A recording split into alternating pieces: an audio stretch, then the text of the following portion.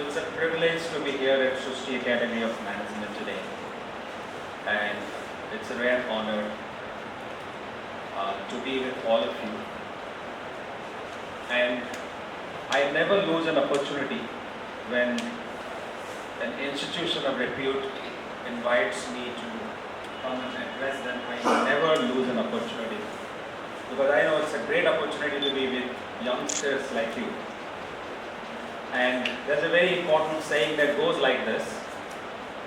The saying is, a child has no past, an old man has no future, but young people have both their past and the future.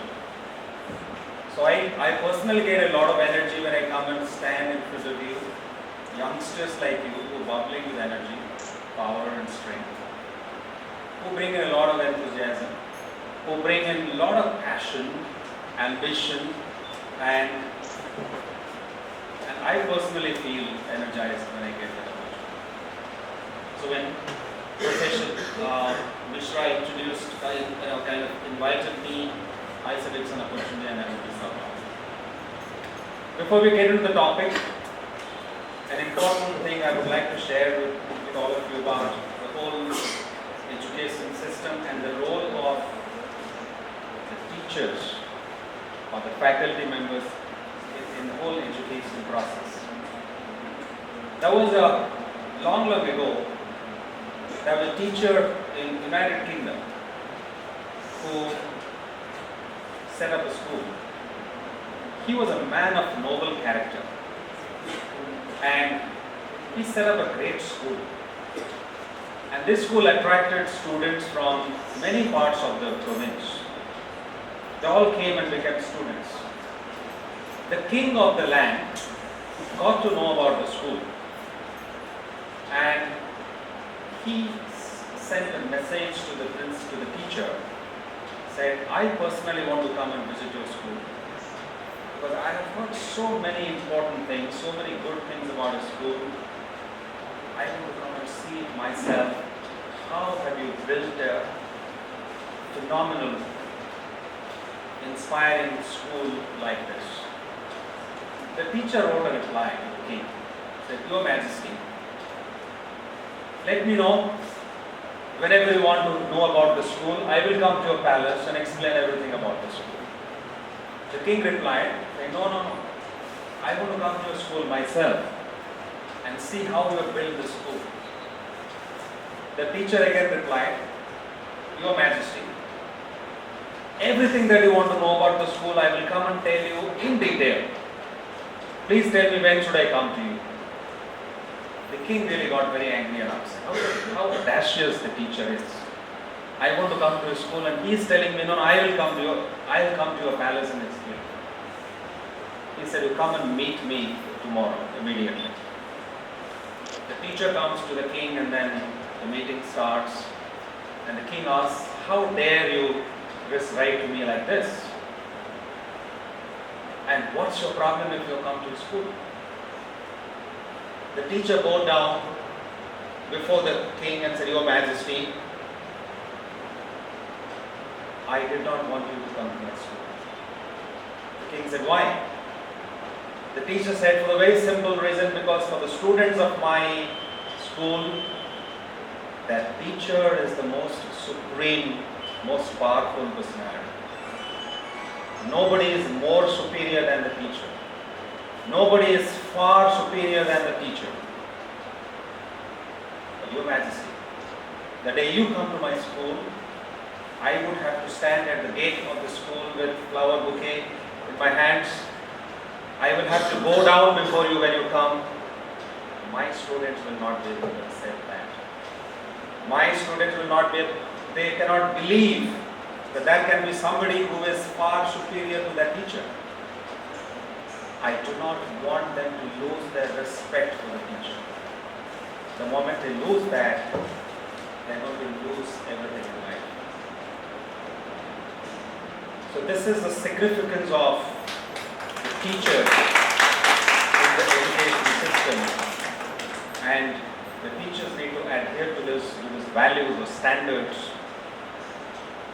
And the students need to respect, to give them the highest respect possible if they really want to progress in life.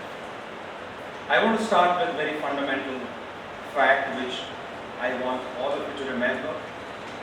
The Guru Shishya Parampara, which is so important and so well embedded into our system, into our lifestyle, that we cannot really detach ourselves from that. Today's topic that I've been asked to talk about is challenges in the HR in the services industry.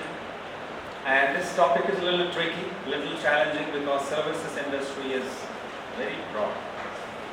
Today everything can be brought under the gamut of services industry.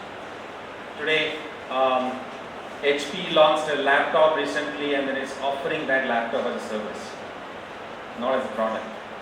There are interesting dynamics which are, because they're saying the fashionable laptop, the laptop which the young generation will like, they will love. So they're offering this as a service, not as a product. And the services industry, it could include retail, it could include hospitality, it could include technical support, it could include BPO, anything for that matter. And the challenge is that each of these verticals within the services industry from HR standpoint could be very different. The challenges in the technical support and the challenges in retail segment, challenges in hospitality, they could all be very different. But I would try to make a very generic presentation, keeping the overall services aspect in mind. But before we get into the HR space, I want to share a few things with you which would be important for you. All of you are from the HR stream, or you're from different streams? Different streams, okay. So then I'll try to make it generic so that all of you find it interesting and of value. So let's discuss a few things about what's happening in the industry today. In the industry, there are two kinds of animals or two kinds of creatures that we see. We have the elephants and we have the mosquitoes. And elephants are the giants, the big companies, the Citibank, IBM, the Dell, and so on, the large corporations. And the mosquitoes are who? The startups. So, there is a very interesting phenomena that we are seeing today. The mosquitoes are biting the elephants, and the elephants are not able to do anything about it. Because when the elephant is trying to do something about the mosquito is so small that it can't even do, and it can't even touch it. So the mosquitoes are making the lives of the elephants miserable. So that's what the startups are doing to the large corporations. We recently saw that Facebook, of course a couple of years ago, Facebook acquired WhatsApp. For how many $1 billion? Does anyone if you know? The valuation came to somewhere about 20 billion USD. WhatsApp had just about 55 employees, and Facebook paid about close to 20 billion USD to buy that company which just had 55 employees. Very interesting phenomenon. So startups are really trying to make the lives of the big organizations miserable. Big organizations are breaking down, they're melting away, they're restructuring, they're going through spin-offs and acquisitions and mergers and so on. Lots of things are happening. They're just trying to adapt to what's happening in the industry. So what's happening in the industry? Few things are happening. So what is happening to the work? Let's discuss that as we begin with this. If some of you are familiar with this, before the automobile industry became really popular, before the automobile industry revolution started, how were people commuting? I'm not very comfortable standing behind a podium and talking. I'm more comfortable than. So, if I have an opportunity.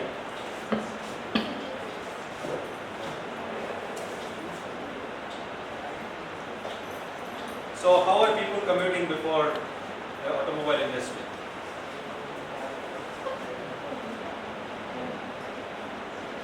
Founder and Chief Executive, Learn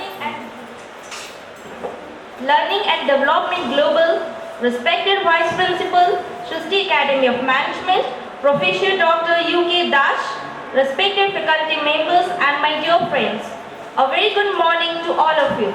I, Prachi Patnaik, second year MBA, do extend a warm welcome to all of you to the interactive session with Mr. Surya Prakash Mohapatra at Srishti Academy of Management on Challenges for Human Resource Management in Services Sector.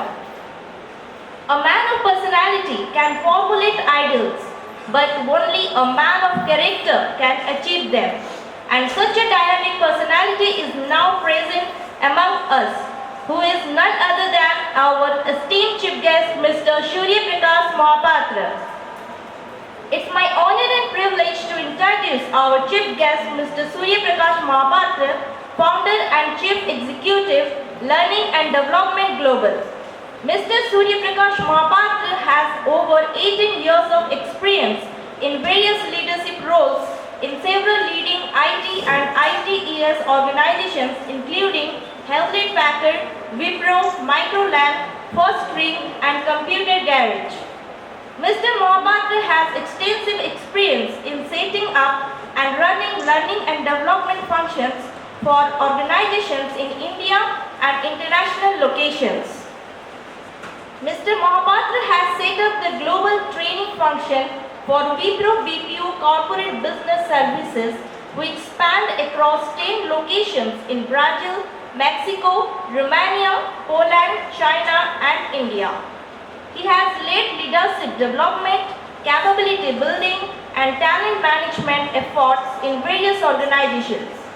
World HRD Congress recently recognized Mr. Surya Prakash Mohapatra as one of the 25th most talented training and development leaders globally. Mr. Mohapatra speaks regularly in various national and international forums on topics related to HR, learning and development, corporate culture, and spirituality. His articles have been published in various journals and magazines. He founded the Learning and Development Group in September 2011. It's again my pleasure to introduce our Vice Principal, Professor Dr. U.K. Das. Dr. Das, a PhD in Business Administration from Utkal University, has more than 20 years of experience in industry, research and teaching. After a brief stint of 3 years in the industry, he took to academics. To his credit, he has edited many course materials of various universities and presented papers in several national and international conferences.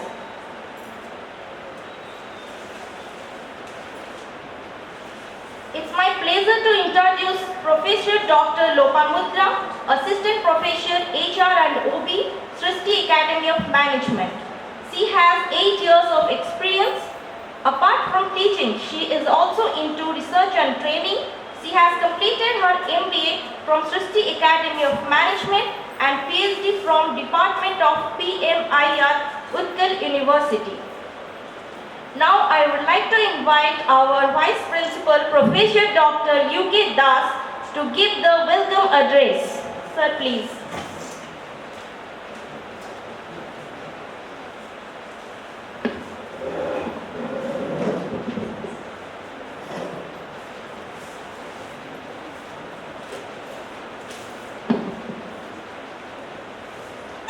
Respected dignitaries on the dais, Mr. Surya Prakash Mohapatra, my faculty colleagues, and on the dais of the dais, my dear student friends.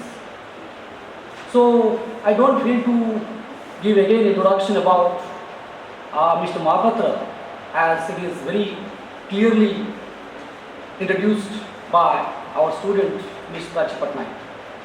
Of course, Mr. Mohapatra is a versatile personality having a wide experience in industry, training and research. But his arrival to our institute today is of great importance for us. And the topic that we have decided to have a deliberation, that is challenges in human resource management in service sector, is quite pertinent for discussion today. As we all know that the service sector is the fastest growing sector today in the world, and everything and anything can be sold as a service today. Starting from academics to that of sports, games, entertainments, hotels, hospitalities, tourism, everything can be sold as a service. But the dynamics of service is changing very fast day by day, and also the HRM practices. As we all know that today we are in a cross-cultural age, having a great deal of diversity in managing workforce. So, the definition of HRM has been redefined today. The way organizations were managed one decade before is, I can say, it is quite obsolete. New changes, new dynamics, new interpretations, new job models have been created today. You might be knowing the recent controversy in recruitment of Indian coach Anil Kumble, and the controversy between Anil Kumble and Ravi Shastri, and it was a controversy on recruitment. Somebody was on Thailand and he was giving he was presenting himself before the selection board on video conferencing or Skype, and the main selector was Saurav Ganguly. He was not there in the selection on the particular interview, and there is a controversy. So we can see that what should be the procedure of what should be the procedures for recruiting or selecting a top level position. So this needs to be redefined today. There was a time when there was a face-to-face interview on a physical mode, but today most of the interviews, most of the recruitments and selections takes place in a virtual mode. Similarly, the skill sets that is required for HR managers, what it was treated as the important skill sets for HR managers, have changed. Today we say that the various challenges the service sectors are facing, what I feel is selection and recruitment, a rise in aesthetic skills. There was a time we say the HR managers should have high emotional quotient, but today we say the HR managers should have high aesthetic skills. Emotional quotient only cannot solve all the HR problems.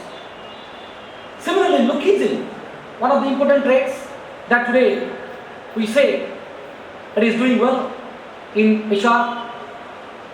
The HR person should have a good personality, should have the traits to influence others, should have the capability to understand the people. Emotional level is another important factor that is leading to the HR changes. So like this, there are many such factors intervening in the HR discipline today, and there is a need for a great deal of deliberation on this. So we are fortunate enough today that we have a personality like Mr. Mahapatra, which is having a wide experience in industry and research. Right now he is also in the job, and I really credit goes to him that he has taken a very noble idea of promoting this forum of learning and development. I will congratulate Mr. Mahapatra to his arrival at Srishti Academy Management. I really give a hearty welcome for his presence, and I feel definitely his interactions and this interaction session particularly will be of immense use for my students and faculty friends. Thank you.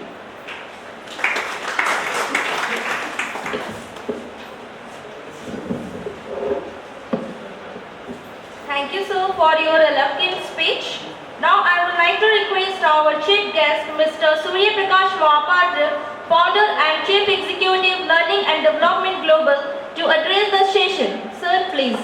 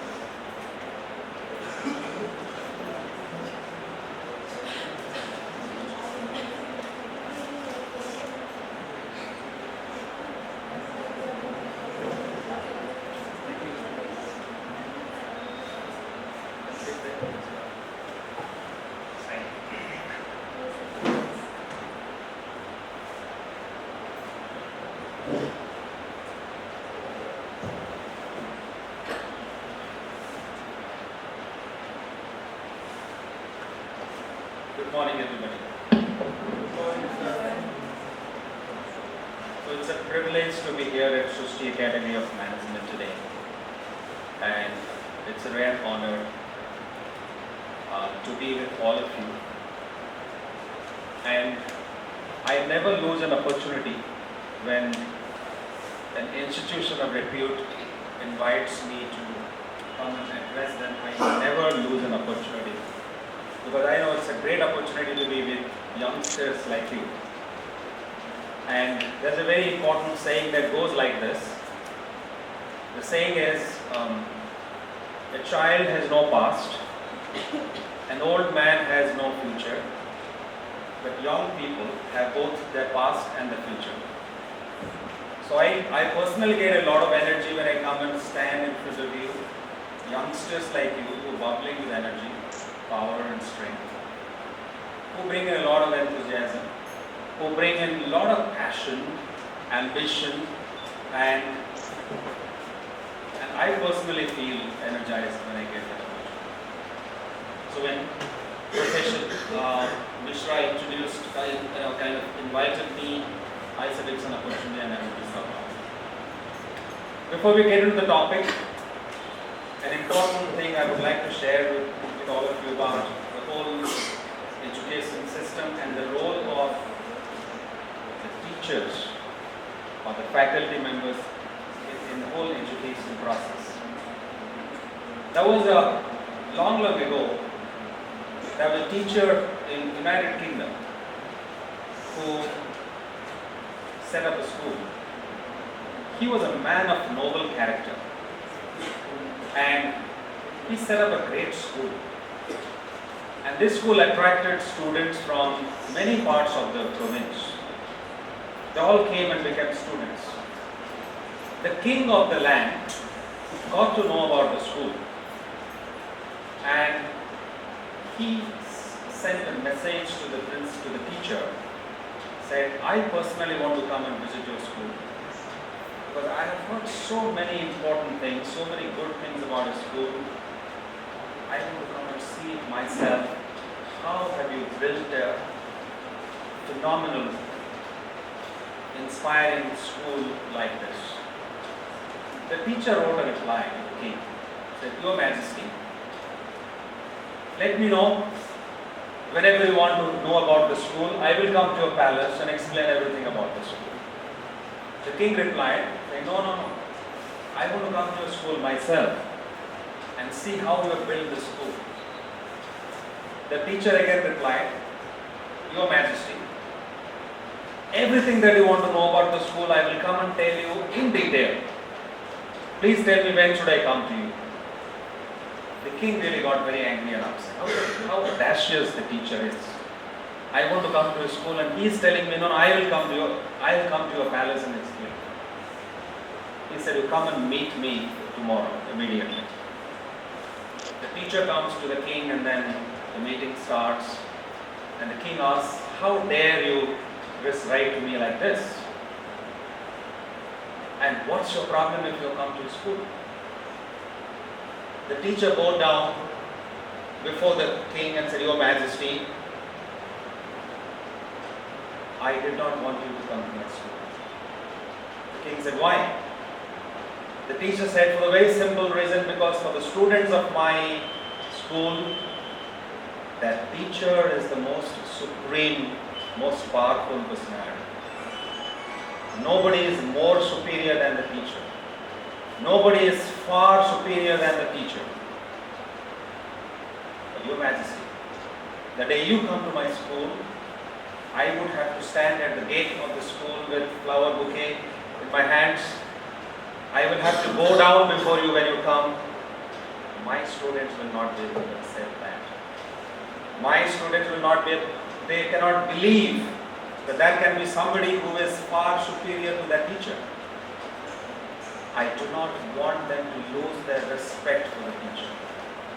The moment they lose that, they are going to lose everything in life. So this is the significance of the teacher in the education system. And The teachers need to adhere to this values or standards, and the students need to respect, to give them the highest respect possible if they really want to progress in life. I want to start with a very fundamental fact which I want all of you to remember.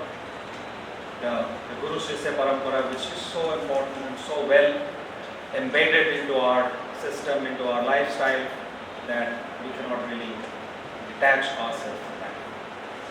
Today's topic that I've been asked to talk about is challenges in the HR, in the services industry.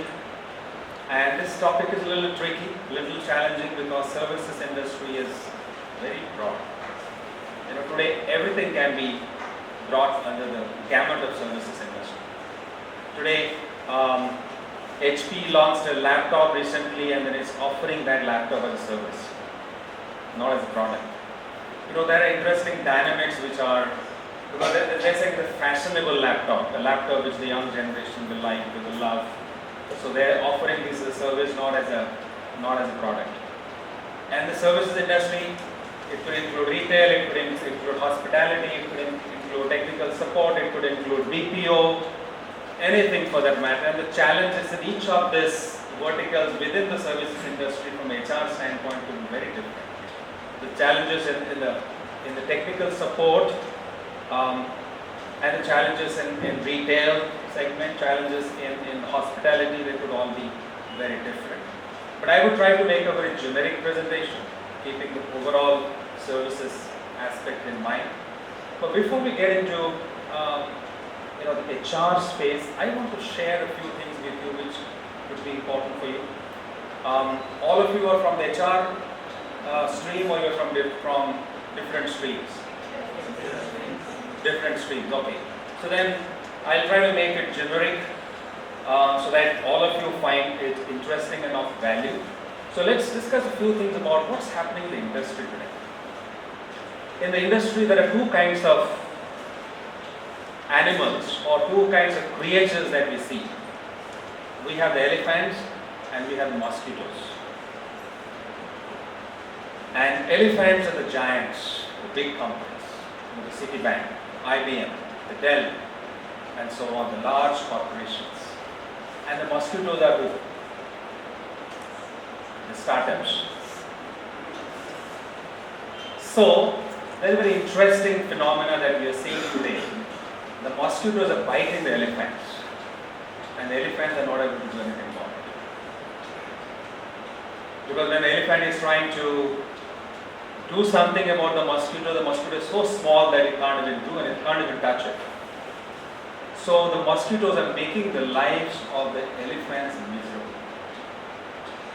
So that's what the startups are doing to the large corporations. We recently saw that Facebook, of course a couple of years ago, Facebook acquired WhatsApp. For how many $1 billion? Does anyone if you know? The valuation came to somewhere about 20 billion USD.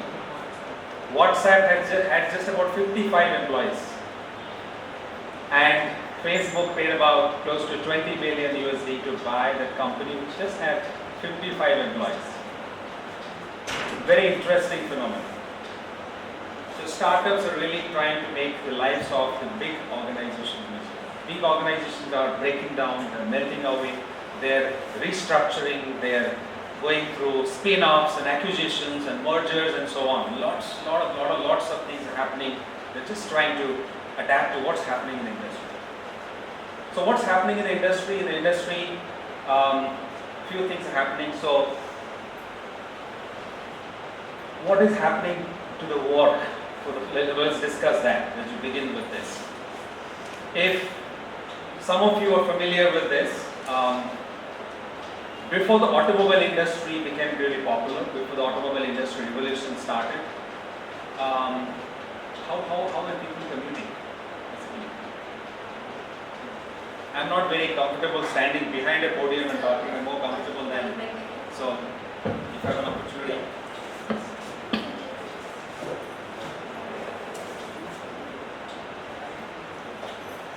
So how are people commuting before the automobile industry?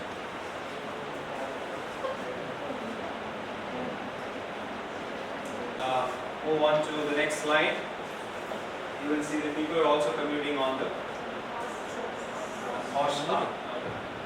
Usually they were called the coach. And the coach had a coachman.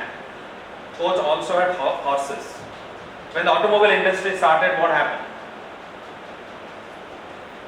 Something very interesting happened. The horses disappeared. What else happened?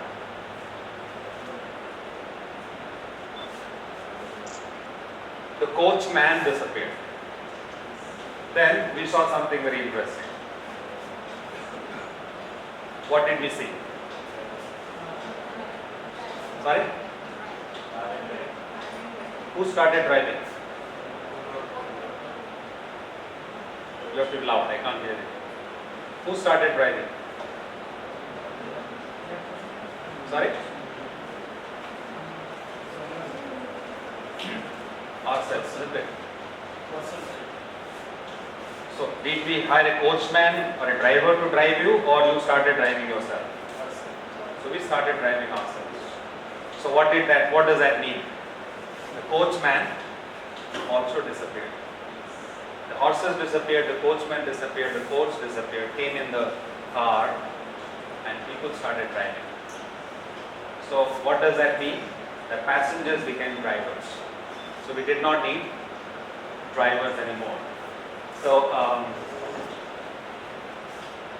how would people commute in future?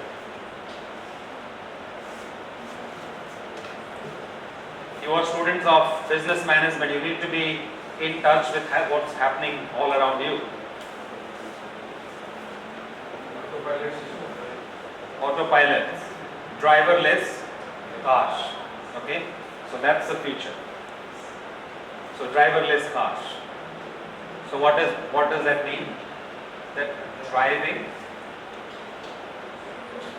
first the coachman disappeared, passengers became drivers, then driving itself disappeared. So what's going to happen in future? If this is just one example, we talked about what is happening to work. So it's not, so if driving will disappear, so tomorrow we might also see that work itself might disappear. Isn't it? Work itself might just disappear. People may not have to work. Because like driverless cars, that could be, pilotless aeroplanes, that could be, robots we can sell products in the shops, that could be machines. That could be machines which can write software for you. You may not have to have software programmers to write programs. We don't need coders to do coding. We'll not have, recently I just read an article where they're saying that there is something called chat bots. The robots can chat with people and provide answers to your questions. So in the services sector this is very popular because customer support is an important thing. And sometimes when you have a problem, either you call a customer support executive or you chat, isn't it? And sometimes when you believe that you're chatting with a human being, probably in all probability you are just chatting with the robot on the other side. So what it means that when we thought that only machines can take away transactional routine jobs, tomorrow machines or even today machines can take away jobs which require human intelligence. So that's what artificial intelligence is all about. That's the future. I am not here to give you a scary picture. I am not here to tell you that once you finish your MBA, work itself would have disappeared and there will be no work for you. But I also want you to be aware of what's going to happen in the industry. Millions of jobs will disappear because those jobs will be taken over by machines, by robots. That's going to be the reality. So, my dear students, as you prepare for your career, for your future, be prepared for dynamic changes which are going to impact the industry that we will operate in. Let's be prepared for that. That's the future. If we believe that it's going to take 10 years and 20 years, it's going to happen after my generation, then we are grossly mistaken. The reality is it's going to hit us badly very, very soon. We have already started seeing that in the IT industry, where thousands of jobs have already been lost to machines already. So that's the reality that we're facing today. So if that is what is going to happen to the workforce, what will happen to the going to happen to the work? What is going to happen to the workforce? Because today's topic is HR. What are the challenges HR is facing today, and then how HR is going to address that? So from the work, let's see what is going to happen to the workforce. These are some of the emerging trends that we're going to see in the workforce. By 2020, we will see lots of changes in the industry. We're going to see that 1/3 of the desired core skill sets of most occupations will be skills that are not yet considered crucial even today. So what I'm trying to say is that the skills which are going to become relevant 5 years from now, 10 years from now, some of those occupations, some of the skill sets which are not considered to be critical will become critical. That's the good news. Some of the knowledge that is required to perform some of these tasks and jobs do not exist today. We don't even have that knowledge, which will evolve over the next few years. What else we'll see? We'll also see that there will be high unemployment, and there will be many jobs which will not be filled. Many jobs will remain unfulfilled because these are the new jobs which are emerging. At the same time, we'll also see unemployment. At the same time, we'll also see rising productivity and stagnation in wages. So these are contradictions that we are going to see. So let me explain that. What does it mean? So what it means is, on one hand, we'll see that many people are losing their jobs because the jobs are being taken away by machines.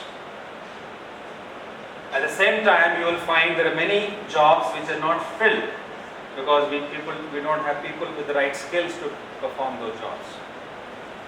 You understand the contradiction? There will be unemployment because many people will lose jobs, machines will take away the jobs. At the same time, there will be many jobs which will remain unfulfilled. People will not have the skills to do the job. So today my job is taken away by the machine, but the new job which is available in my organization, I don't have the competencies to perform that job. So that's a contradiction that we will see. We'll also see that productivity is rising because machines are coming in and taking over our jobs. Machines are more accurate, they're faster, so organizations become productive.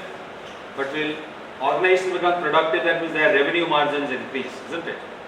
When the revenue margin increases, people should get better share of the revenue. But we'll see that people are not getting, the salaries are not increasing. That's another contradiction that we're going to see. We will see by 2020 there will be 4 generations working together. You know what are the different generations? Which generation you belong to? Sorry? What is your generation called? Are you Gen X, Gen Y, Gen G? Gen X? Gen Y? Okay, so most of you are Gen Y. Gen Y are called the millennials. People who are going to hit the workforce, in the early 2000s, they typically are called Gen Y, and then they're called millennials. And my generation, we are mostly Gen X. Generation before me are called baby boomers. Those who were born before 1965 and so on. Those who were born after 1969 or 70, they were called Gen X. Those who were born after 1980, they were called Gen Y. And now the Gen G is another generation which is coming up. So we will see that 4 generations working together. That's going to be another challenge for the HR people. So the baby boomers, completely different mindset and value system. There will be Gen X, different value system. There will be Gen Y like you, a generation which believes that they know everything. They believe Google is the guru. They don't really need a guru because I was just delivering a similar lecture in BMS College of Engineering in Bangalore, and then after the session a faculty member came to me and said, students don't ask questions because if they have questions they just Google it and then find answers. And sometimes they challenge our answers because they say, sir, no, but the Google says something else. So this is a different generation. And there's one more generation which is coming. So this 4 generations are going to work together, posing a big challenge for HR professionals. How do they manage people from 4 different generations? Another interesting thing that's going to happen, man and machines will work together in the same workplace. We always knew that men work together, but we never knew that men and machines will work together. And there'll be managers who would have men and machines in their teams. People always had, their managers were called people managers. But the managers will now manage people and machines. If in a process organization, if a manager is look at a BPO organization, if a manager is responsible for driving a process, a part of his process is managed by people, part of his process has been automated. So he's managing both men and robots. So that's another interesting trend that we are going to see in the workforce. I am sharing this because these are going to be challenges from HR standpoint.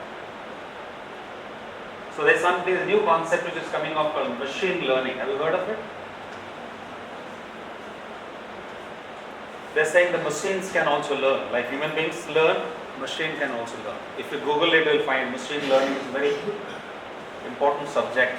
Today there's a lot of people who are getting into that. So how do you really make machines learn faster and better? So if you keep visiting Facebook and then or if you go to the internet and then keep looking for the same information, the Facebook knows that you are looking for this information. So there's a supermarket in the US, and if you're walking into that supermarket and it may so happen as you're walking in, you might get some SMSs which would say that these are the new brands of shoes which have come and these are available in our shop, in our supermarket. This is all about big data. Example of machine learning, where humongous amount of data can be analyzed, processed, and intelligent business decisions can be made out of data. So if you keep going to internet and keep searching for shoes, then internet knows or this supermarket knows that you're looking for information about shoes. As you walk into the mall, they will send you an SMS with the information about the latest brands which are available in the market. So that's the way the industry is moving. So some interesting more shifts that we will see. We'll see the workforce demographics are changing. What does that mean? There'll be nothing called 9 to 5 office. People probably be working all the time. Somebody like me, I get up and I'm on the call. I'm in a global role. Before I go to sleep, probably I finish a call and then go to sleep. So in global roles, you'll be working all the time. And people can work from anywhere. They can work from their home, they can work from the office, they can work from the subway or from the McDonald's, wherever, because you are connected. It's a connected world. And you are always online, on the go. I do sometimes take calls in the airport waiting for my flight, but I have to finish the call and I do that. So workforce demographics will change. We'll also see more interesting things happening. So people will, their husbands will stay back at home and then wives will go to work. Husbands taking care of the children. This has started happening in Western countries already. You will find there will be flexi working hours. Offices will encourage, if they're working mothers, they would say probably, you can just come for 4 hours to office and work. You can work for 4 days a week. or 3 days a week. So the workforce demography in terms of time, place, in terms of location, in terms of your preferences, all of that is going to change. And people are going to work in a global environment where you are probably in India, your colleague could be in the US, your manager could be in Mexico, and then you work in together as one team. Organization structures will be changing, hierarchical structures will break down, and self-empowered teams will emerge. That's another trend that we're going to see.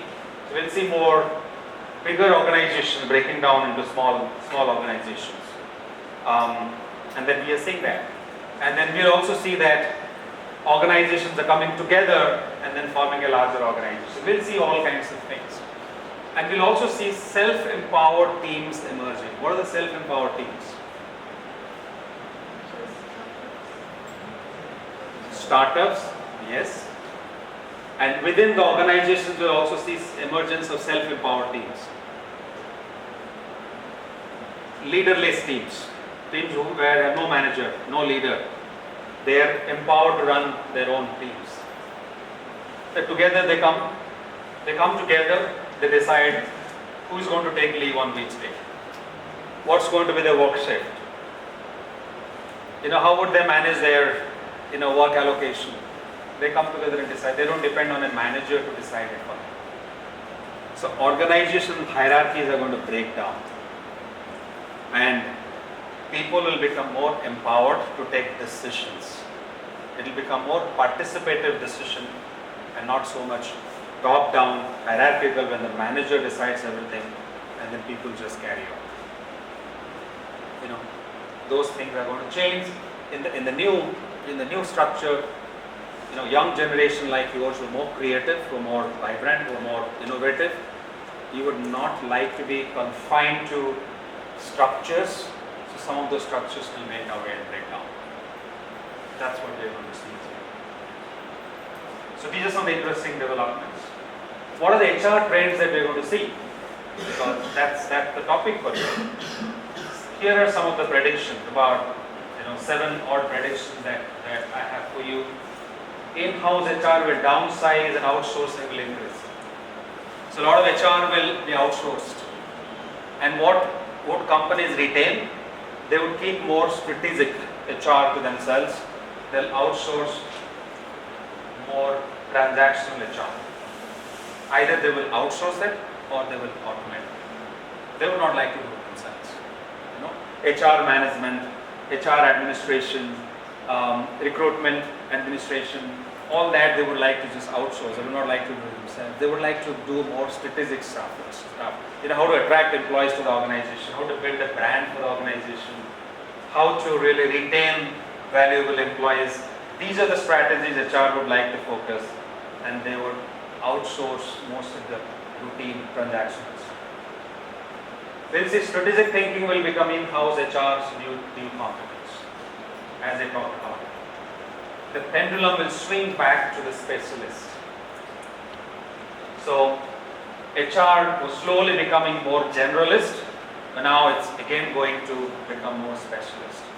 So if some of you really want to make a career in HR, think about a specialization. Are you going to be a talent management specialist? Are you going to be a competency development specialist? Are you going to be a social media specialist in HR? Are you going to be an employee engagement specialist? So what kind of specialization that you're going to pick up within HR? HR is not going to, HR will stop being a generalist job where you kind of know everything, but HR is also going to become more specialist. HR will use analytics to augment its value to the organization. So analytics is the future. A lot of decision making, as I shared with you some time back, is going to be based on analytics. Have you heard about big data? Yes, no? Maybe? No? So big data is humongous amount of data that are used by organizations to take business decisions. I was just giving the example of the shopping mall which sent you SMS about about shoes. So there are similar things which will happen. Organizations will use data because everything that's happening today is data. Okay? So I'm speaking and then the gentleman here is recording my speech, and the moment you put it in your website, that becomes data for somebody else to look at and then infer something out of it. Okay? As you walk into a shop, as we go and buy something online, what you are basically creating is data. As we go and browse on the internet, as you go and then look for information, that all that you're creating is data. And those data are saved at the back end, and those data are processed to create a lot of to make intelligent business decisions. In Japan, they have invented a sensor which can be fitted to the driver's seat in the car, and when a driver is driving the car and then the driver gets into a particular position, seating posture while driving, there's a beep sound that will go off, letting the driver know that, hey, you might sleep off, so change your posture. So data scientists have taken millions of data about accidents while driver has slept off while driving, and they have looked at those data of seating posture, and they have processed the data and then said, if the driver gets into this posture, then there's a likelihood that he or she might meet with an accident. That's the power of big data. How is HR going to use that? HR is going to use that in a big way. HR is going to use that for hiring. HR is going to use that for training. HR is going to use that for employee engagement. HR is going to use it for retaining their employees, for dealing with attrition and so on. So big data analytics can tell you in future that Prachi is working for a company, and the systems will tell her that she's going to leave the company in the next 3 months, and she has never told anybody. This is going to leave in the next 3 months. But data analytics will let the HR know about it. So big data, those tools and applications have analyzed data about people who have left the organization and what behaviors are seen before employees leave an organization. They become less punctual, or they start or they become less engaged, and then various behaviors have been kind of analyzed about people who have left, and this helps HR take business decisions. And HR would kind of prompt that she is going to leave the organization in 3 months. So this is called predictive analysis, where big data can help you predict what could happen. From a learning standpoint, since I am a learning and development professional, in the learning and development space, analytics is used very, very effectively to understand what mode of delivery will be effective for your employees. Whether they would like online learning, whether they would like face-to-face session, whether they want mentoring, what kind of content is going to be effective. What training modules in a 10-module program, which modules people will find very boring. Analytics will tell us. So that's going to be the power of analytics in future. Technology will transform the HR function. As I said, HR is either going to automate or they're going to outsource or they're going to automate. And technology is going to play a big role, because the future mantra is going to be, if it is strategic and core, do it yourself. If it is not strategic, if it is not core, either outsource it or automate it. Don't spend your time on that. So that's what is going to happen in future. So have you heard about things like manager self-service, employee self-service? Have you heard about this? So today in organizations, there are tools where employee can go and do a lot of things about their HR practices themselves. They don't have to go to a HR department to solve their problem. So if I want to get a address proof or certificate from my company, I can just log into the system and then generate a certificate myself in a PDF format. I don't have to walk up to the HR department to issue a certificate. So this is called employee self-service. And these employee self-services will not only be available through your desktops, they'll be available on your smartphones as well. So if you're an employee who travels a lot, doesn't have time to take a printout of the pay slip, you can do it using your smartphone wherever you want. You can just walk up to a business center in an airport or a hotel and then just use your smartphone, connect your smartphone and then perform a transaction. So that's going to be the power of technology in the HR space. HR will become more like marketing. So this is good news because some of you are actually from marketing specialization. So if you want to get into HR, not a bad idea. But HR is going to become like marketing. And why is it so? Because HR is going to be all about marketing. Before an employee joins, you'll have to attract the employee to the organization. And once he or she is joining, then you'll have to try and sell the idea of staying back in the organization. And when he or she wants to leave, then you will have to, try and retain the employee in the organization. You will have to build a brand for your organization. You will have to go and talk about your organization in different forums. You have to go and talk about your organization in social media and so on. So HR is going to become a lot like marketing. So so if you believe, hey, marketing is not my cup of tea, that's why I have taken HR, then you're in the wrong specialization.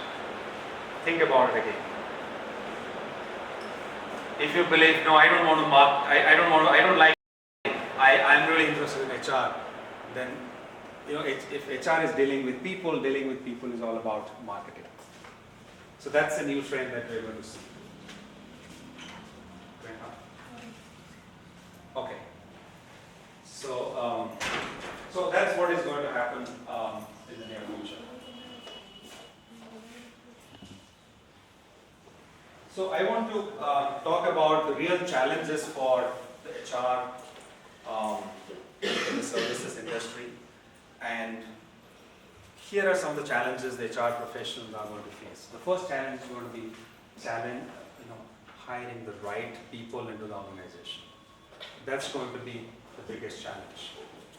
The mantra for HR professional is hire the right person the first time. Sometimes we say, hey, if you make a mistake, it's fine, you can correct it. But that rule does not apply to hiring. If you make a mistake in hiring, then you're going to regret it forever.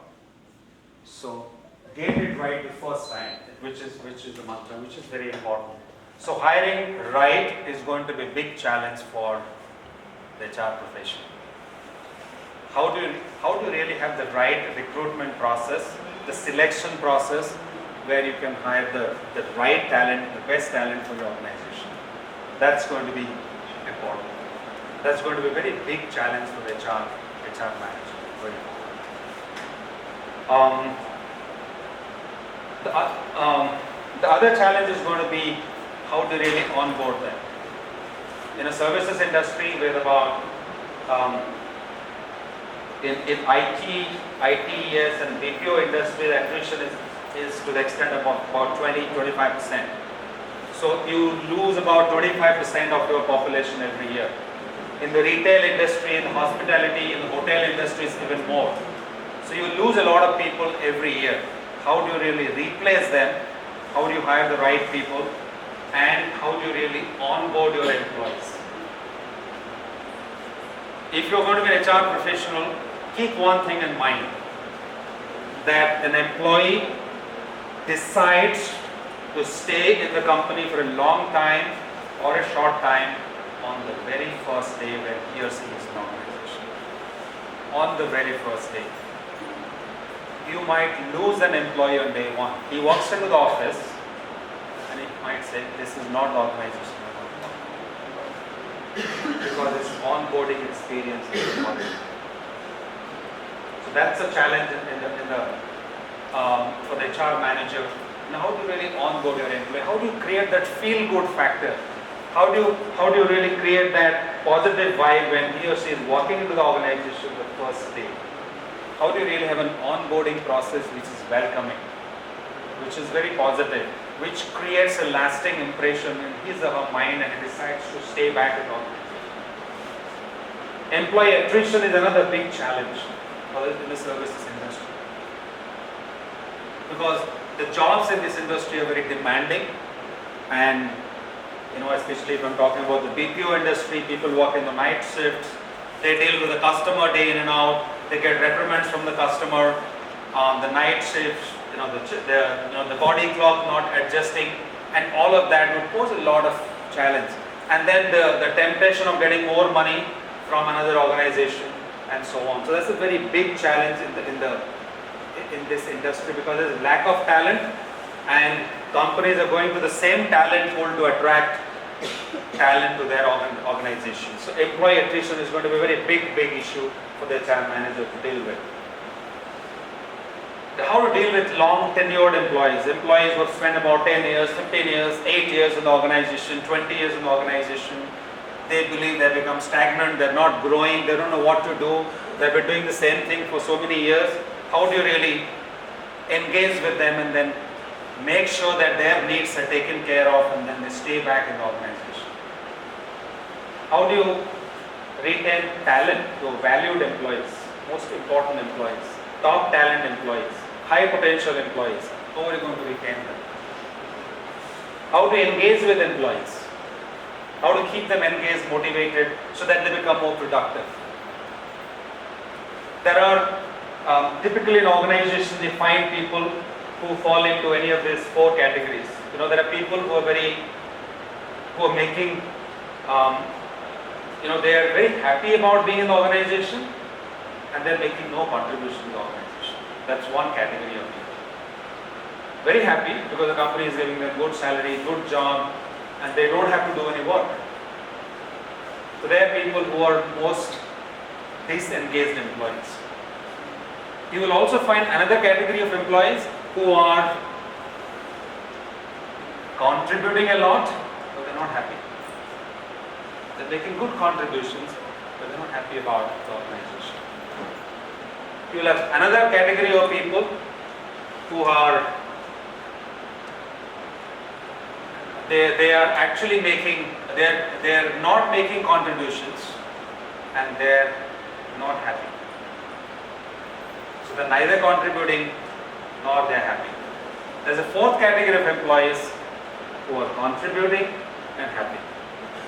They're the most engaged employees in the organization. So at the bottom, you have people who are neither contributing nor happy. So these are the people who are new employees to the organization. They're not contributing much, but they're happy that they have joined a great company called Dell, or they have joined a great company called Citibank. The pride, the feeling of pride. They're happy, but less contribution. But as they progress, they feel that after some time, their happiness starts dropping, but they start contributing because they have learned a few things. They've learned the job. The contribution increases, but the happiness goes down slowly because the colleague who joined on the same day has got a promotion, because my salary increase has not happened for the last 1 year, or my salary increase is not meeting my expectation. So the happiness quotient has gone down, but contribution has increased because I'm really making meaningful contribution. I've learned new things and I'm able to apply, and contribution will happen. Over a period of time, typically what happens, that contribution also starts dwindling. They neither contribute nor happy in the organization. They are the most disengaged employees in the organization. But as an HR practitioner, your challenge is to really figure out how do you make employees contribute, also at the same time remain happy in the organization. Because they are going to be the most engaged people in the organization. And you want more people in the 4th category, not in the 1st, 2nd, 3rd category. You need people in the 4th category who are contributing and also very happy about the role and the organization, the salaries they're getting, the learning opportunities they have, and so on. So what makes people happy and then how people really stick around, we'll talk about that in a while. But the role of HR is changing. It's not going to be an easy role. If you believe HR is an easy role and that's why you joined this HR specialization, it's not going to be an easy role. In this role, you're going to play multiple hats, many hats. Earlier it was fairly simple because you are spending 80% of your time looking at employee data, processing data, doing recruitments.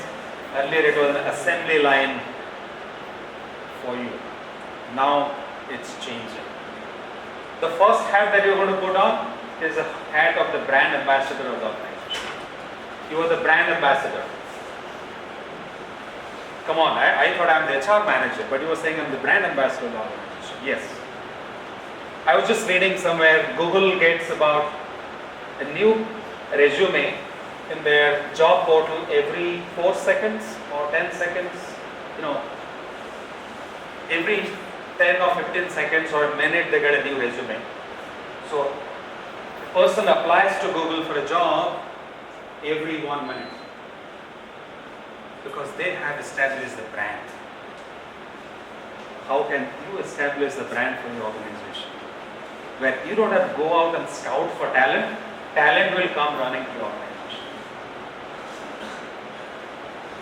Today people are really, they're really looking at how can they get a job with Google or a Flipkart or with Amazon or with Apple, and those companies have great brand for themselves. How can you build a brand for your organization? You as an HR manager have a role.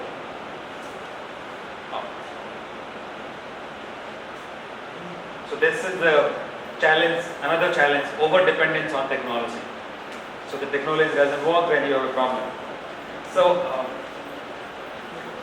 not just a brand ambassador, you also become a strategist for the organization. So when I say strategist for the organization, you become an advisor to your CEO. Not just an advisor, you also implement strategies for your CEO. Today, your CEO will look at you, the chief executive officer will look at the HR head of the company and then say, how can you help improve productivity of employees in the organization? How can we prepare our employees for the new skills that are required for us to become successful in the marketplace? How can we have a competitive advantage in the market because of the skills that our people have in the organization? Your CEO will look at you for support there. So you're going to be the chief strategist, people strategist for the organization. You are part of the business strategist. Organizations which do not have people in their strategy process, they are not successful. Organizations who have got people and talent in their overall strategy, those organizations are highly successful. And there are great examples that we can recall here. So people strategy is going to be a very important component of business strategy, and as HR leader you have to become a strategist. And you have to take the right actions, you have to make sure that you get the right people at the right speed and make them productive in the right time so that you have a competitive advantage. And in the services industry where the attrition is very high, and if your people leaving, you need to replace people fairly quickly and get them upskilled and trained as proficiently as the previous guys were doing to become competitive in the marketplace. Cost of training is extremely high in the services industry. So if you're not able to check attrition, and if you're not able to hire people quickly, then you have a big problem. Anyone of you have a debit card or a credit card? So if there is a problem in your bank transaction, what do you do? Suppose you go to the ATM, you think there is money in the bank, but you are not able to withdraw, then what do you do?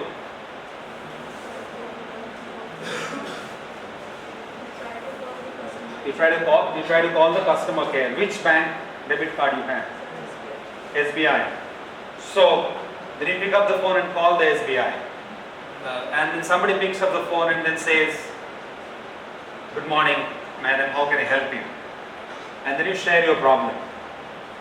And the young man, the other side says, "Ma'am, I've just joined the company 2 days ago. So give me some time. I may not be able to help you because I've just joined 2 days ago." What would you think? I don't care. Whether you joined 2 days ago or 2 years ago, I don't care. I have a problem, solve it for me. Or get somebody on the line who can solve it for me. So one of the challenges for the HR professional will be to get people on board quickly and get them up to speed quickly. Get them upskilled quickly, because otherwise customer says, "I don't care. You have joined 2 days back, I don't care.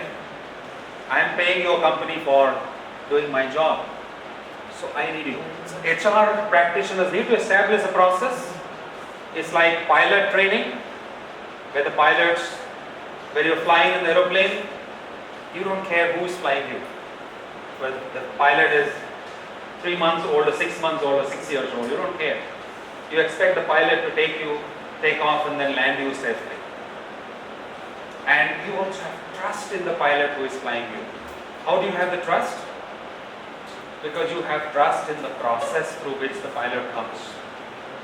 There is robust training, there is simulation flying, there are so many hours of flying somebody would have completed before starting commercial flying and so on. So there's a process behind it.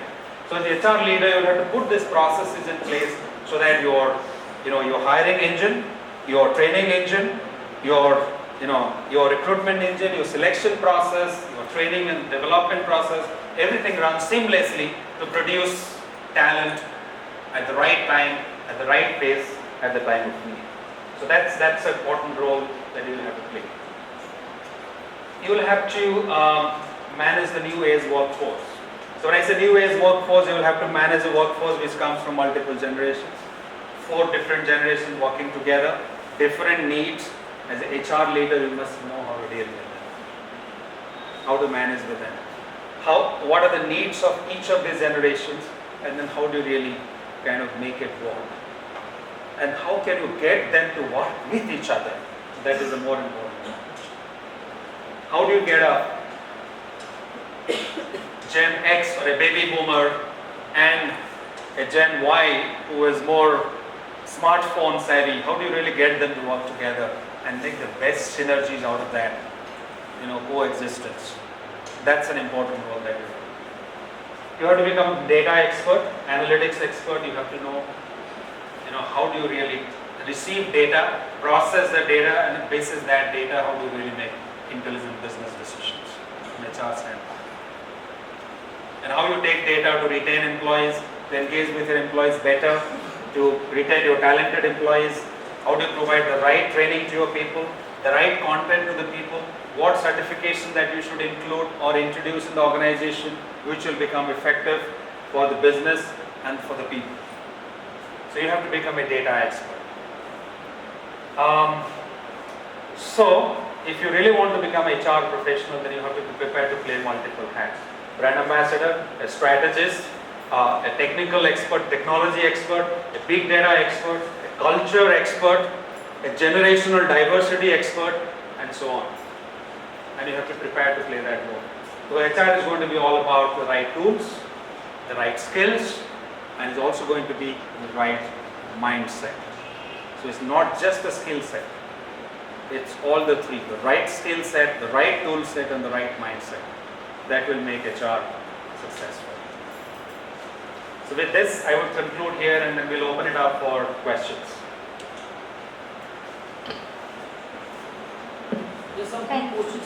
Thank you, sir, for your enlightening and inspiring speech. Now it's the question hour. I would like to request my friends may ask any question, if any, to our esteemed chief guest within the time frame that is limited to 5 minutes.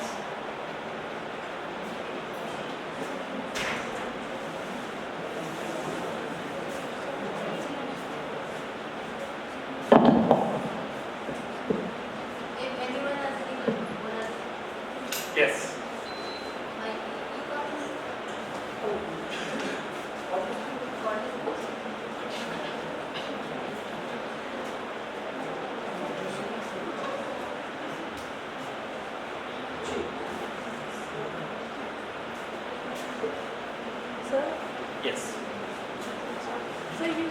like it's difficult to manage the Gen Y employees along with Gen X people. So sir, how to fight with that challenge? Like, How to deal with the challenge? yes, sir. Yeah. Please sit down. So that's why I said HR is about not just the skill set and tool set. So how to deal with this is about the mindset. So the first thing is, it is not a challenge. So having multi-generations working together in an organization is an opportunity, not a challenge. Think about it like this. So it's like the rainbow which has 7 colors, that's why it looks beautiful. So multiple generations working together in an organization is an opportunity. Each generation brings their own strengths. So when you combine all these strengths, how beautiful the whole thing can be, isn't it? So you have to really figure out how do you really leverage the strengths of each generation. So if you talk about the Gen X, they are more workaholic, they have very strong value system, very, very loyal to the organization. If you talk about Gen Y, what are their strengths? Very strong in technology, very passionate, very energetic. They want to have a work-life balance. They want to pursue their own passion. They just don't want to. A Gen X would only like to work, nothing else. But a Gen Y would say, well, I also play music. I want to come here, work for 8 hours, I want to go back and play music. If you say work 20 hours here, 18 hours here, I'm not going to do that. So, think how it is an opportunity that you can leverage. Don't think it as a challenge. The moment you think this is a challenge, then you're going to see how to fight this challenge. But now you think how you can really bring these two generations together so that they can supplement and complement each other. Each generation has a strength and lacks something. So how can they fill in for each other? So that's possible only you understand the needs of each generation, the nuances of each generation. So the first step that HR leader has to take is understand the people in the organization, which is called empathy. So understanding your demography of the organization, the composition, whether you have 20% Gen X, 30% Gen X, 70% Gen Y, what is the composition of the organization? Thereby, what are the needs of the organization? Don't run programs for a particular generation. Don't say that we have more Gen Y than we will do Gen Y specific programs.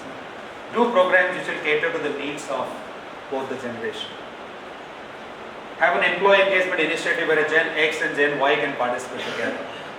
A new concept which has started very recently, which is called reverse mentoring. Have you heard about it? Reverse mentoring.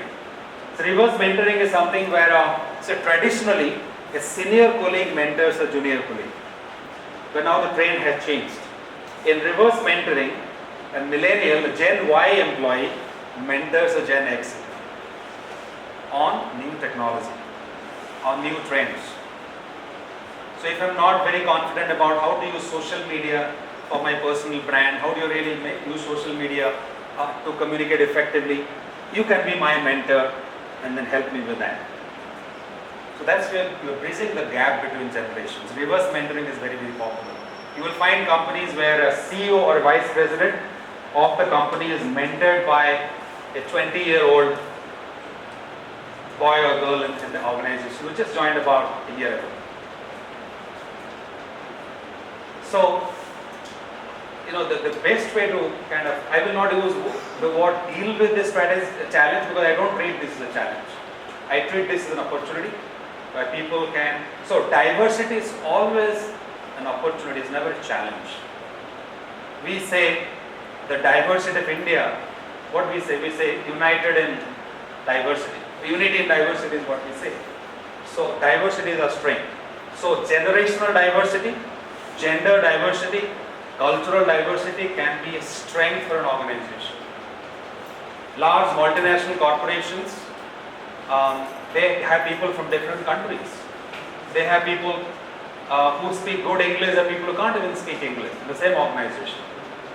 There are people who come from different cultural backgrounds. But these organizations have really made their culture very, very enriching. And these are called today organizations have become equal opportunity employers. The organizations provide equal opportunity. We are today hearing about third genders being recruited by organizations. I was in the SHRM conference and they had invited a speaker who belonged to the third gender. Today organizations have policies where they are recruiting. There are companies who have started recruiting. Google has recruited criminals. Can you believe this? Criminals who have actually served their term in the jail or whatever. Usually they're social outcasts. But they have said if these guys have employed, they have the talent, they've already served their imprisonment or whatever, and if they're now available for a job, then we are ready to take them. So organizations are becoming equal opportunity employers. Equal opportunity employers with opportunity. So today even qualification is not a major criteria for some organizations. Google for sure hires people who are not even graduates. So they say we give equal opportunity to people. We look at your talent. We do not look at your background, your cultural background, your gender background, your diversity, generational background, your qualification background. We look at your talent. With the right talent, the right fitment, then you can be part of our organization. Did I answer your question?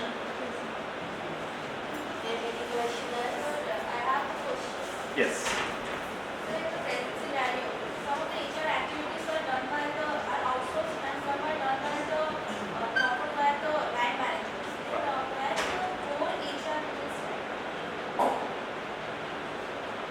Okay, so HR's role is evolving. So if you look at, I talked about the HR trends. So HR role is becoming more of facilitators in the organization. So today everybody is HR in the organization. A manager is also an HR because a manager has to coach his or her employees. You as a manager will have to mentor your employees. So in that sense, you are HR for your employees.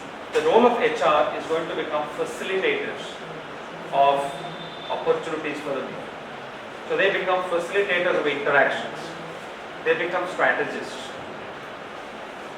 So that's the role they're going to play. So their role is more strategic than transactional. And so in that sense, HR, which used to be called in the industrial era, they were called Industrial Relations Department. We have heard about that. IR is something which was very popular. Then they became, then we become personnel management. Then we had this concept of human resource management. Now, HR managers are actually being called organizational effectiveness leaders.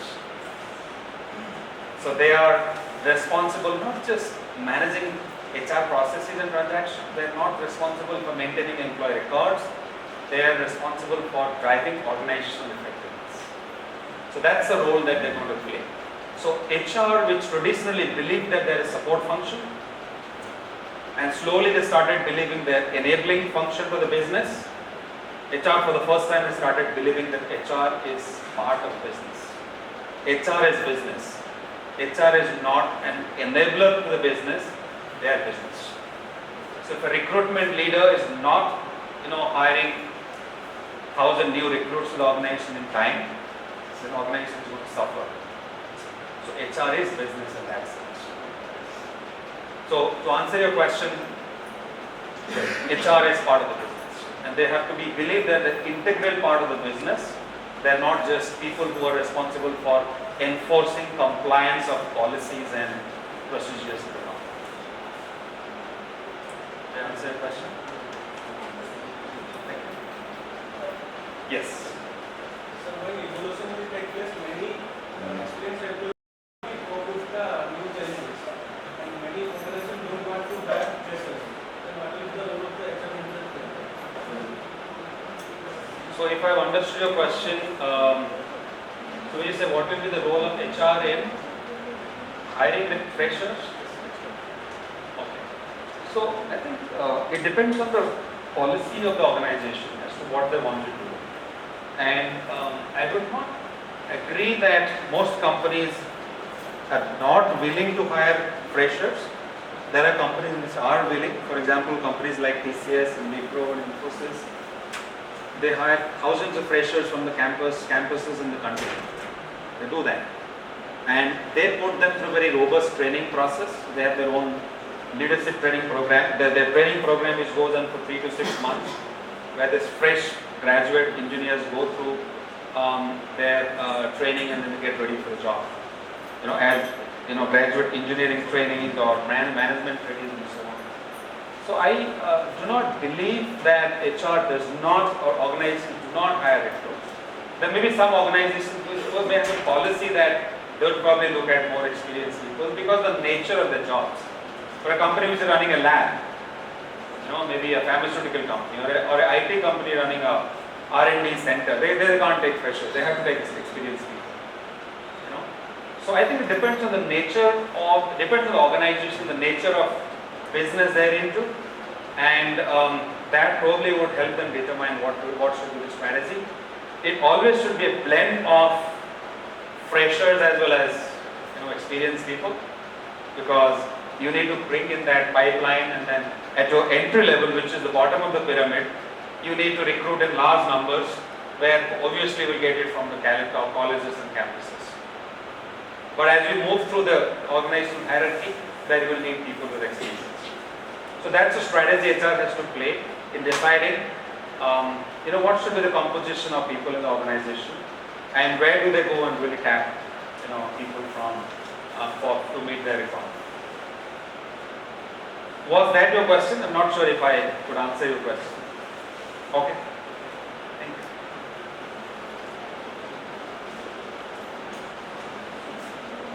Yes. As you said, nowadays machines are taking place of human. According to news, in 2020, in US, the employees will be replaced by machine.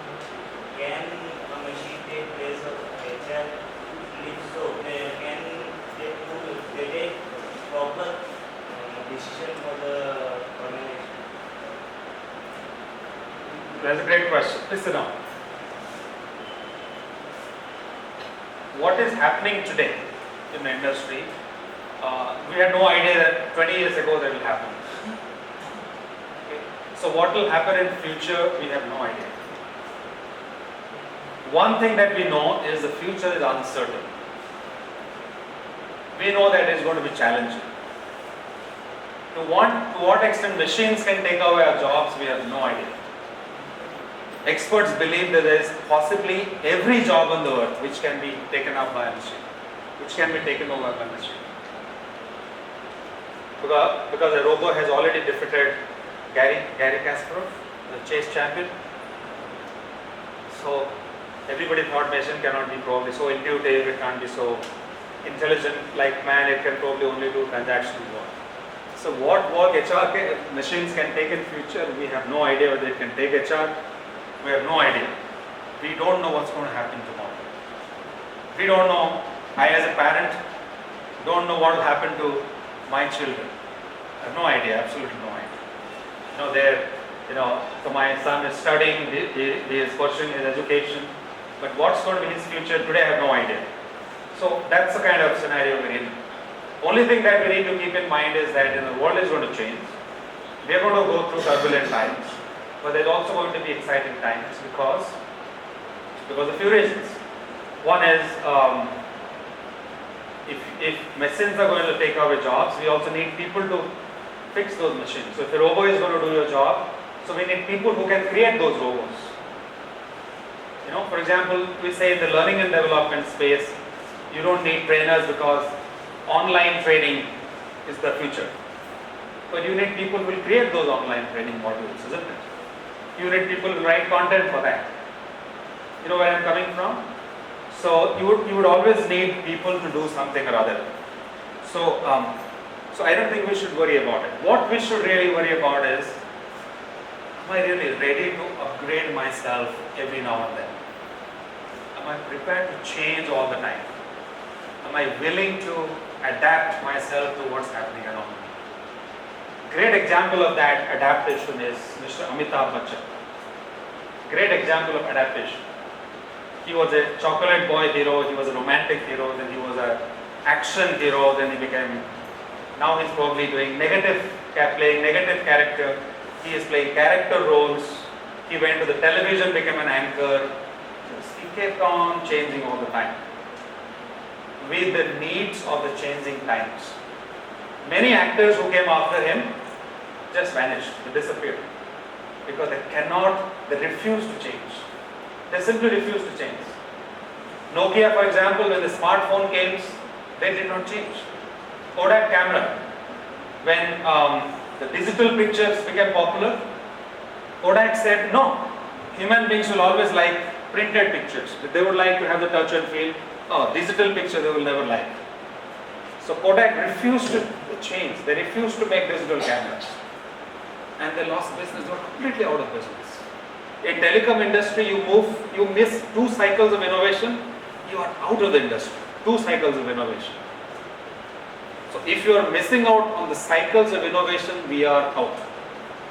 That applies to organization, it also applies to individuals like us. If you refuse to upgrade, upskill, you are out. As simple as that. So be prepared to change yourself all the time.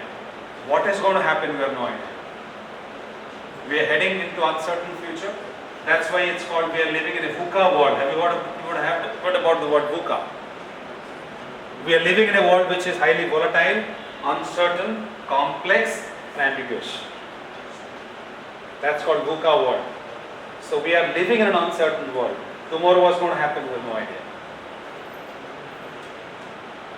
But let's be prepared for the change and let's keep changing ourselves all the time. With Ola and Uber coming in, I'm seeing in Bangalore, many of the auto drivers now they're graduating to taxi driving because autos are not in demand anymore. Autos are dominating earlier. Whatever price they would command, you have to pay. But with Ola and Uber coming in, now nobody goes for an auto because the taxis are cheaper and more comfortable.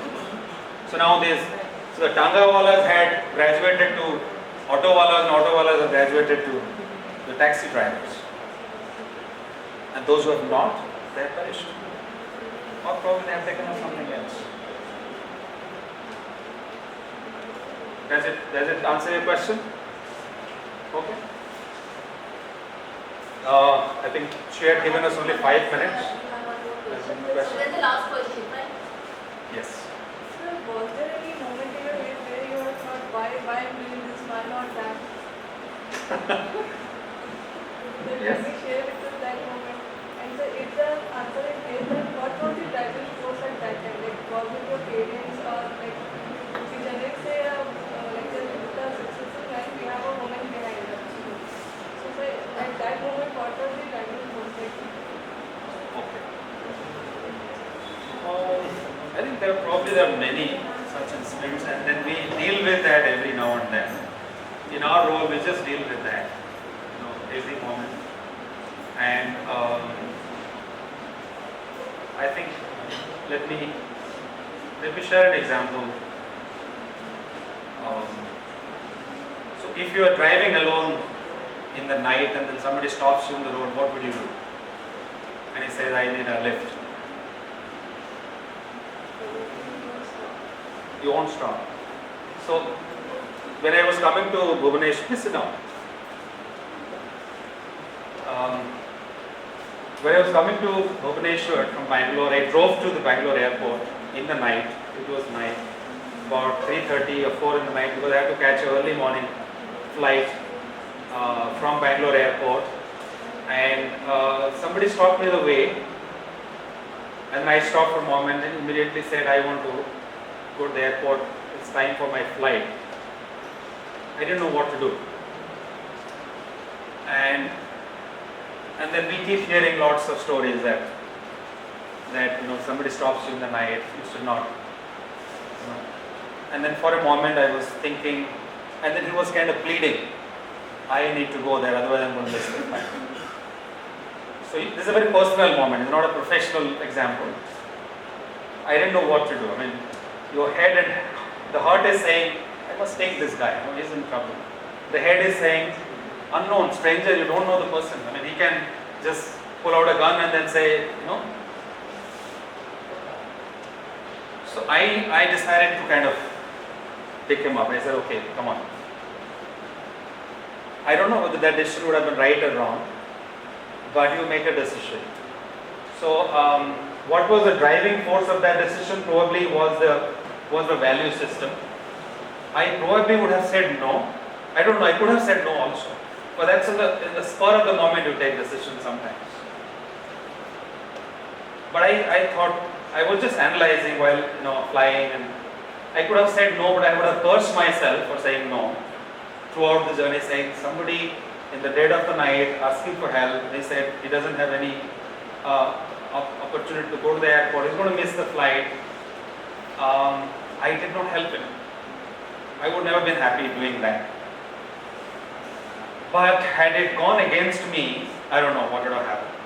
So sometimes you take those decisions, but the driving force there at that point in time probably was my value system. Had I not done that, maybe I wouldn't have done that, but I would have cursed myself for not doing it. So the driving force is the value system. And organizations also, as human beings, I think your value system which is going to be a driving force. That's the biggest driving force, the biggest driver. And then for all of us, we have our own value system. We have values. Value system is something, while values are described as love, compassion, empathy and so on. I believe value is something that you value the most. What do you value the most? Money, work, family, reputation,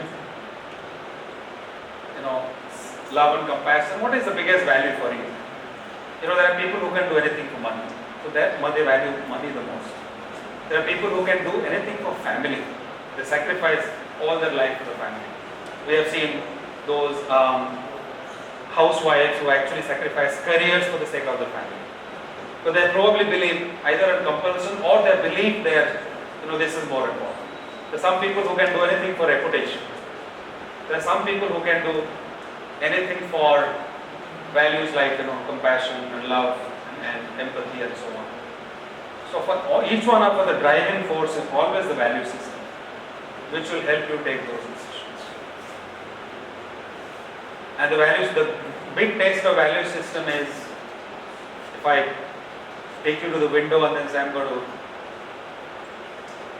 push you out of this window and in exchange of what? And whatever is your response, that is your value.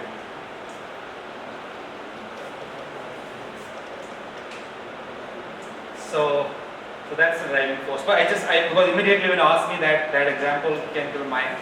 But there are many such instances in the professional field as well. And many times I have made mistakes while taking decisions. Sometimes I have taken great decisions as well. I think it's part of the game.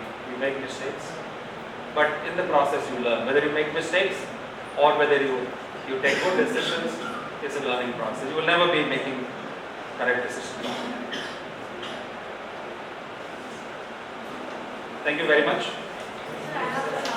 Yes? Basically in IT sectors, the employees are jumping from company to company for higher packages. Then what are the organizations that using the key and secret methods to take them? What methods? What are the methods? PA. Key Oh, key secret. Okay. Key and secret methods. Okay. retain the employees. Okay. So this is again, it comes to the value system again. Why are employees leaving? Is just because there are opportunities that they're going out, or there are employees who just think, if there's another company which is willing to pay me 2,000 rupees more, I'm willing to go there. It's sometimes a package. So while some of this cannot be controlled, and then you cannot increase your salaries because your competition is offering a little more.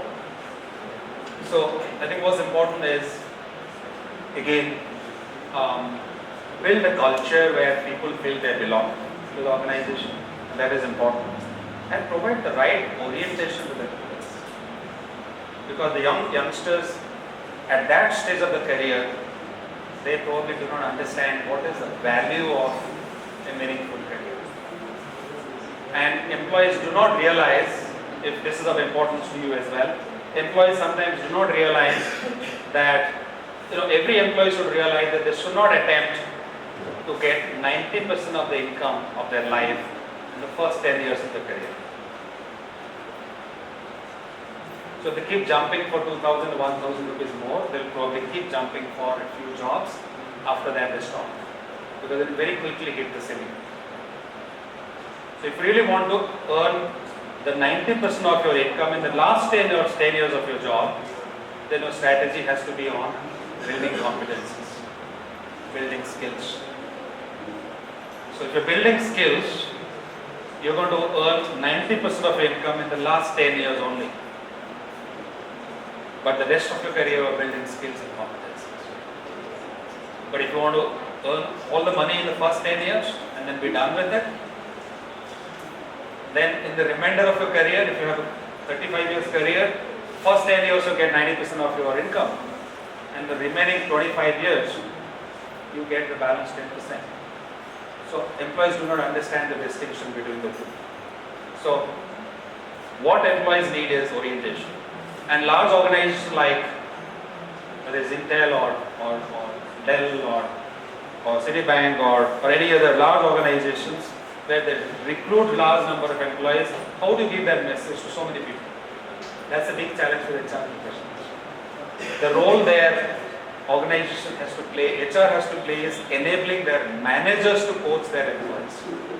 Because an employee will leave not because the salary. I think a lot of research data has shown that most employees leave an organization because of the manager, not because of higher money.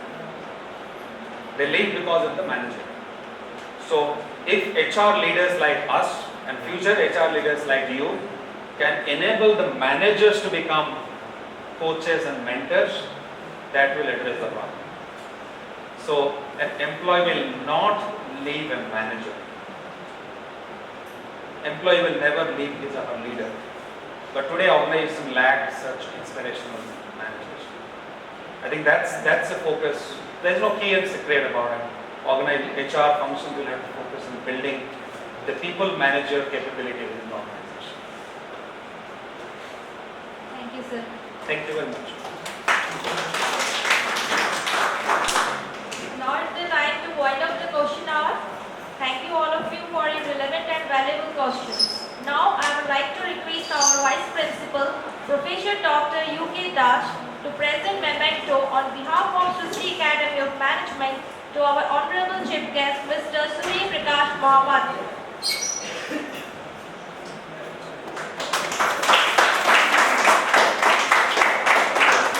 Thank you, sir, for accepting our token of love. Now I would like to request Professor Dr. Lopamudra, Assistant Professor HR and OB, Srishti Academy of Management, to offer vote of thanks. Ma'am, please.